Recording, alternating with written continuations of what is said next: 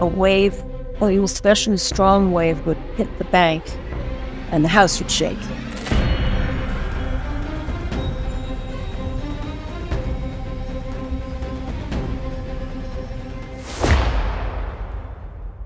On a quiet morning in Norfolk, Virginia, a woman opens her front door. The sky is clear, no storm, no rain. Yet water is already pooling in the street. Not much, maybe 4 inches, just enough to trap her car in the driveway. 10 years ago, this would have seemed unusual. Today, locals have a name for it: sunny day flooding. And that's what makes this crisis so unsettling. Not because it's sudden, because it's subtle. While millions of Americans sleep, parts of the US coastline are slowly sinking into the ground beneath them, millimeter by millimeter, year after year. Not someday, not in 2050, right now. Scientists can measure it, satellites can see it, and according to decades of observations, the future researchers warned about is no longer approaching. It's already here. Because the ocean isn't the only thing moving. The land is moving too, and in some places, that combination is changing the American coastline faster than most people realize. Chapter 1. America's coastline is sinking. Most people imagine coastal flooding as a simple story. The sea rises, the land stays still, the water eventually moves inland. But reality is much stranger. Along significant portions of the American coastline, the ground itself is sinking. Scientists call this land subsidence. And when sinking land combines with rising seas, the effects become dramatically worse. Imagine standing on an escalator moving downward while water rises upward. That's essentially what's happening in some coastal communities.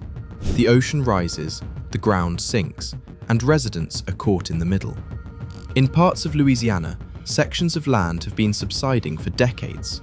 The changes often appear insignificant, just a few millimeters per year. But that's how major transformations begin. A few millimeters become inches, inches become feet, and eventually entire landscapes begin changing. The scale is already enormous. Some parts of coastal Louisiana have lost thousands of square miles of wetlands over the past century. Entire areas that once appeared on maps now sit beneath open water. Infrastructure doesn't negotiate with gravity. Roads don't adapt by themselves. Buildings don't slowly float upward. Everything humans construct depends on stable ground. And when the ground begins moving, the consequences appear everywhere, sometimes long before anyone notices. The first warning signs often aren't dramatic. They're subtle. A crack in a road, a slight depression in a parking lot, a drainage problem that seems a little worse than last year. The ground often whispers before it screams. And today, scientists have a remarkable way of hearing those whispers. They can see them from space.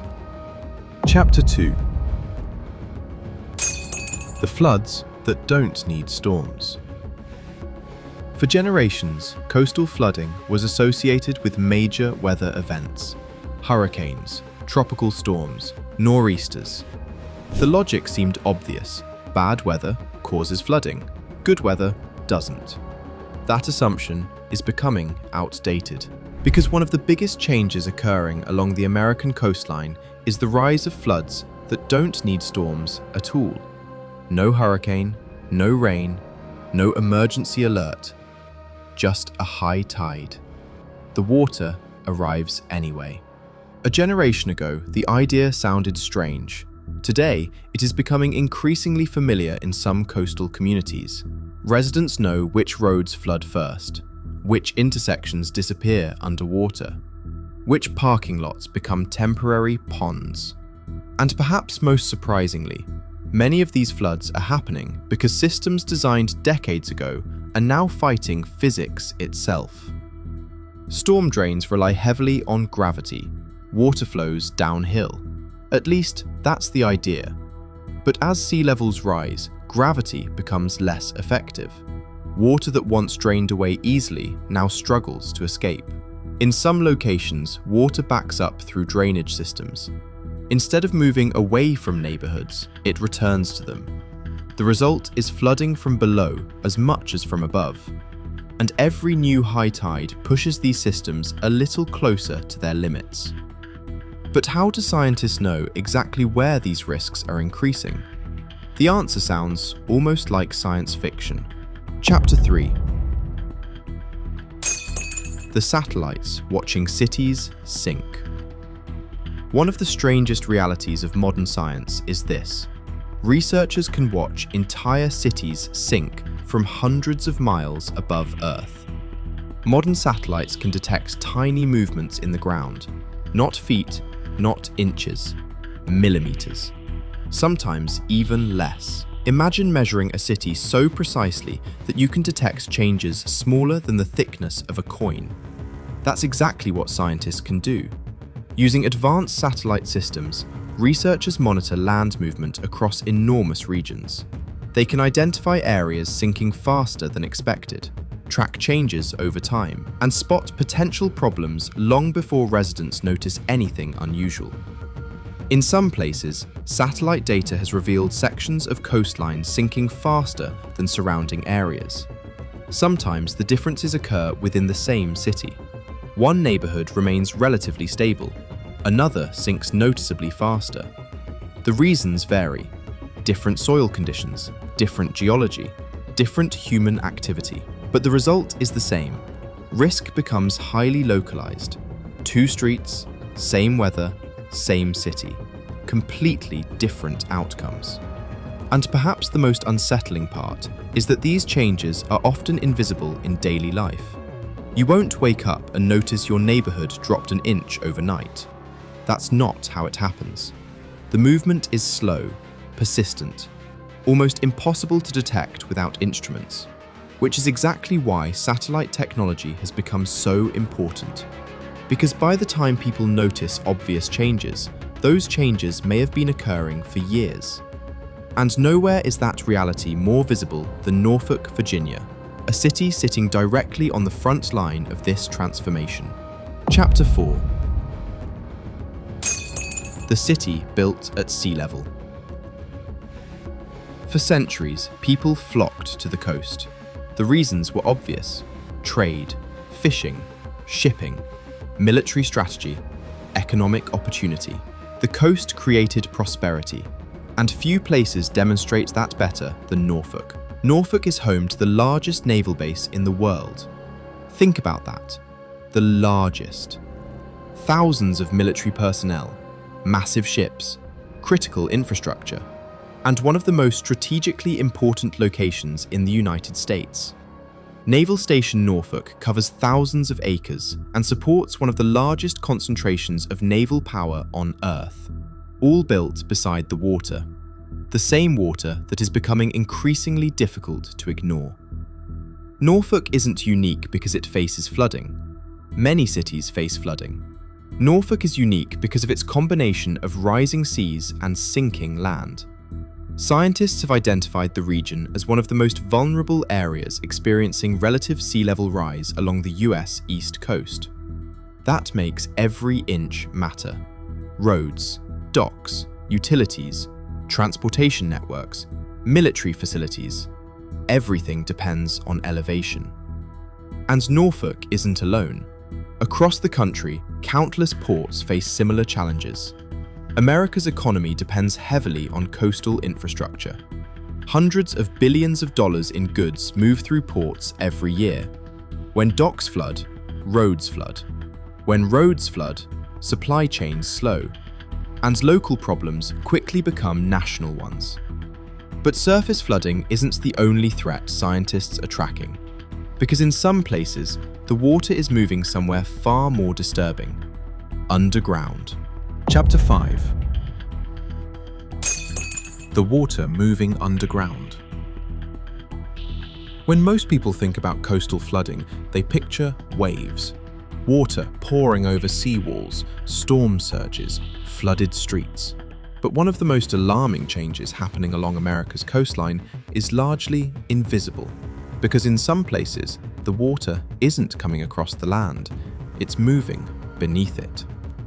scientists have been closely monitoring a process known as saltwater intrusion. The name sounds technical, the consequences are not. In many coastal regions, communities rely on underground freshwater aquifers. These natural reservoirs supply drinking water to millions of people. In fact, millions of Americans rely on coastal aquifers for drinking water every day. For generations, these underground water sources were considered reliable, protected, stable. Now, in some areas, that assumption is changing. As sea levels rise, salt water can gradually move inland through underground systems. The process is slow, almost impossible to see. There are no crashing waves, no dramatic headlines, no obvious warning signs, until communities begin noticing changes in their water supply. That's what makes saltwater intrusion so concerning. By the time the problem becomes visible, it may have been developing for years. Scientists throughout Florida and other coastal states continue monitoring vulnerable aquifers. Because once salt water enters a freshwater system, reversing the process can be extraordinarily difficult. And unlike a flooded road, you can't simply pump it dry. This isn't just a flooding problem, it's a drinking water problem. And for millions of people living near the coast, that makes the threat far more personal. But if you want to see one of the clearest signs of a changing coastline, you don't need satellites, you don't need scientific instruments, you don't even need to look at the ocean. You only need to look at the trees. Chapter 6. The ghost forests. Imagine driving through a forest. Rows of trees stretch across the landscape.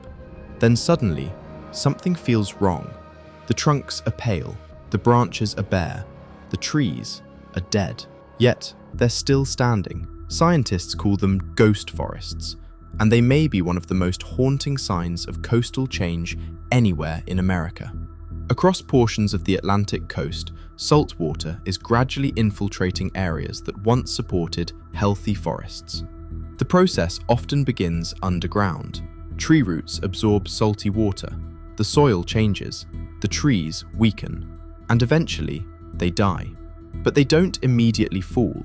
They remain standing, like silent monuments to a landscape that no longer exists. From the air, some ghost forests resemble graveyards, thousands of pale trunks stretching toward the horizon, evidence of environmental change written directly into the landscape. What makes ghost forests so powerful is that they transform an abstract concept into something visible. You don't need charts, you don't need graphs, you don't need climate models. You can see the change with your own eyes. Entire ecosystems shifting, one tree at a time. And scientists believe many ghost forests will continue expanding in the coming decades, because the forces creating them aren't slowing down, they're accelerating. Chapter 7. The towns the ocean is taking. Forests aren't the only things disappearing. Some communities are slowly disappearing too. In parts of coastal Louisiana, residents have spent decades watching the landscape change around them. Roads vanish, marshes become open water, familiar landmarks disappear. Places that once felt permanent now feel temporary. For some residents, the change is visible within a single lifetime. Areas where people once hunted, fished, or walked now sit beneath the water. The transformation is rarely dramatic. It happens gradually, year after year, storm after storm, high tide after high tide. And that's what makes it so unsettling. Many communities along the coast were built with the expectation that the land would remain where it was. Today, that assumption is becoming harder to make. For some residents, the question is no longer whether change is coming, it's how much longer they can stay. Because when a community begins losing land, every decision becomes more difficult. Where do you rebuild? How much do you invest? And at what point does protecting a place become harder than leaving it behind? Chapter 8. Insurance companies know something. Long before most people recognize a growing risk, Insurance companies usually do. Because insurance isn't built on opinions, it's built on numbers, probabilities, historical data, future projections. And in many coastal communities, those numbers are changing. For decades, homeowners in vulnerable areas could often obtain affordable coverage without much difficulty. Today, that reality is becoming less certain. Insurance companies don't need to believe in future risks, they only need to calculate them. And increasingly, the numbers aren't working in homeowners' favor. In some regions, premiums have increased dramatically. In some coastal communities, insurance costs have risen by hundreds or even thousands of dollars per year. In others, companies have reduced coverage, and in some cases, insurers have left certain markets altogether. The reason is simple: risk. If flooding becomes more frequent, payouts increase. If payouts increase, costs rise, and eventually, entire business models begin changing. This creates a problem most people never consider, because when insurance becomes more expensive, the effects spread far beyond individual homeowners. Property values can be affected, mortgage approvals become more complicated, investment decisions change, entire neighborhoods can feel the impact. And unlike a storm, these changes don't happen overnight. They happen gradually. One policy renewal at a time. One premium increase at a time. One homeowner at a time. Insurance companies don't predict the future perfectly, but they spend billions of dollars trying to understand risk. And right now, many of them are paying very close attention to America's coastline, because they know something important. The cost of living near the water is changing, and for many communities, that's only the beginning. Chapter 9. The cost of staying. When people hear about rising seas, they often imagine one big disaster, a single catastrophic event, a moment when everything changes. But for many cities, the real challenge isn't one disaster, it's thousands of smaller ones. Roads need to be raised, stormwater systems need upgrades, pumps need replacement, seawalls need reinforcement, drainage networks need expansion. Every solution costs money, sometimes millions of dollars, sometimes billions. And unlike a new stadium or a new bridge, much of this infrastructure isn't designed to be noticed.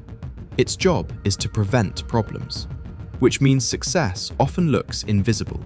A road doesn't flood, a neighborhood stays dry, a pump works exactly as intended. The public rarely celebrates those victories, but city planners think about them every day, because every year they wait, the costs can increase. Some communities have already begun spending enormous sums adapting to future conditions. Others are still debating what to do. And that's where the challenge becomes even more complicated.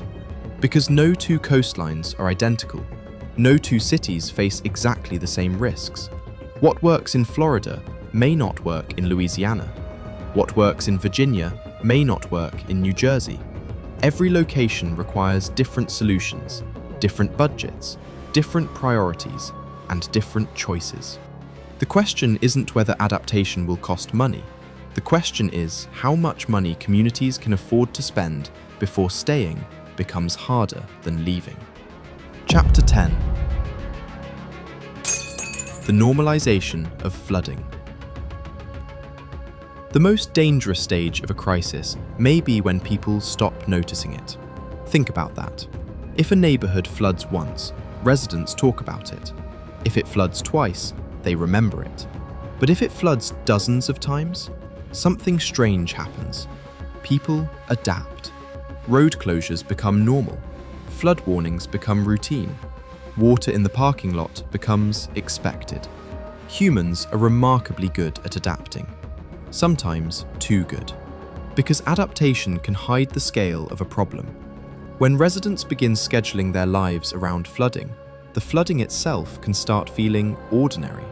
Not because it's less serious, because it's familiar. Researchers studying coastal communities have observed this phenomenon repeatedly.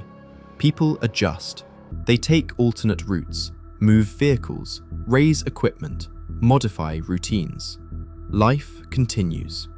But beneath that adaptation lies an important reality. The water is still rising. The land is still sinking. The trend hasn't stopped. People have simply learned to live with it. And perhaps that's one of the most revealing signs of all.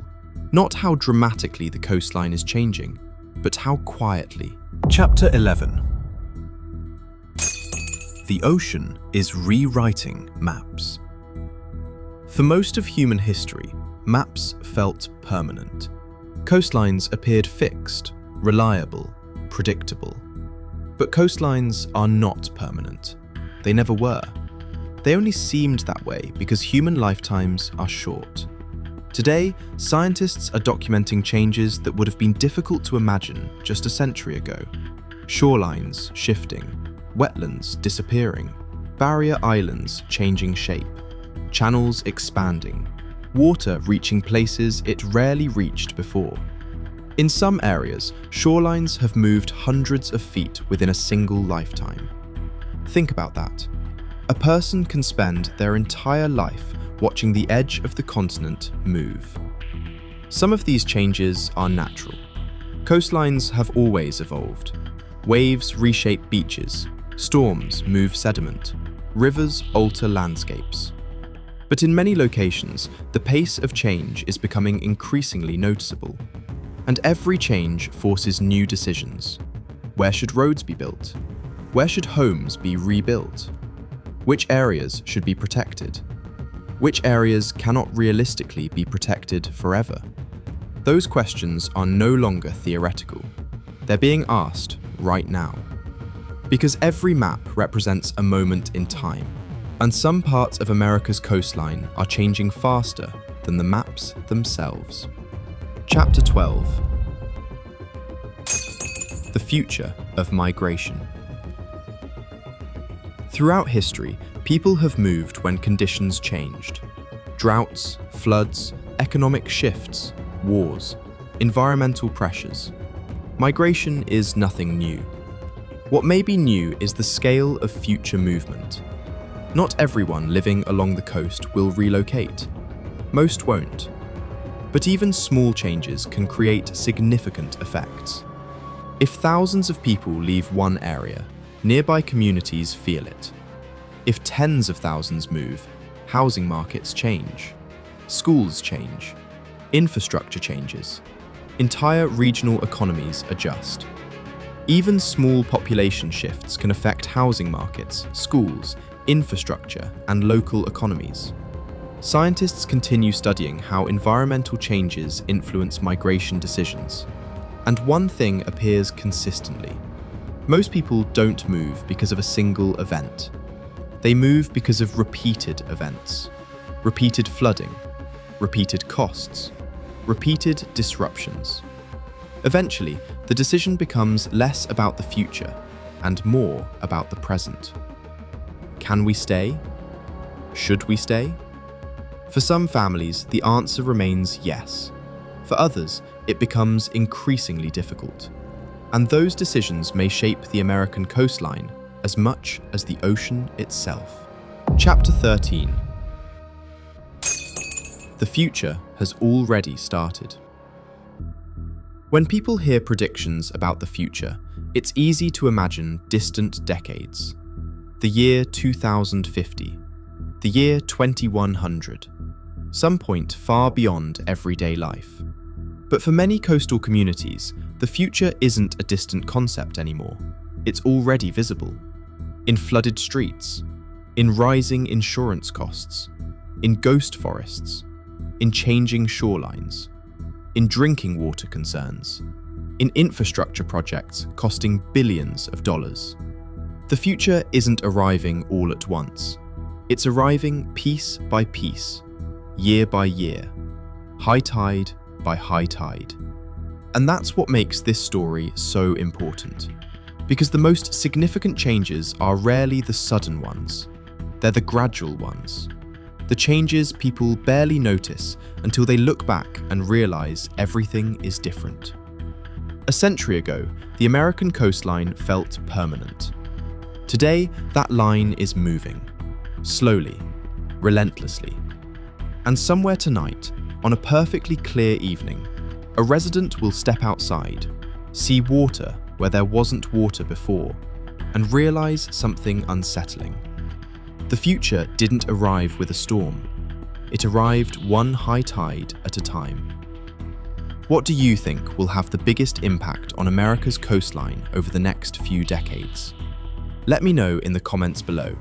And if you enjoyed the video, subscribe for more stories like this. Because some of the biggest changes on Earth aren't happening in the future. They're happening right now.